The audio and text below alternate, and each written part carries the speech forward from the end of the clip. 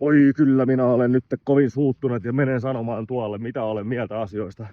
Tämmönen ragebait-homma, että heitetään joku aivan törkynen video tai postaus tai whatever, minkä tarkoituksen on vaan saada jengi pultteihin ja sitten tulla kommentoimaan sinne. Sitten lyödä lisää vaan höyryä siihen niin päälle. Sori, mä en taju sitä. Tai siis tajumme sen silleen, että siinä on pointtina saada vaan katselukertoja huomioon. Mutta mun mielestä se nyt ei ainakaan B2B-hommia toimi.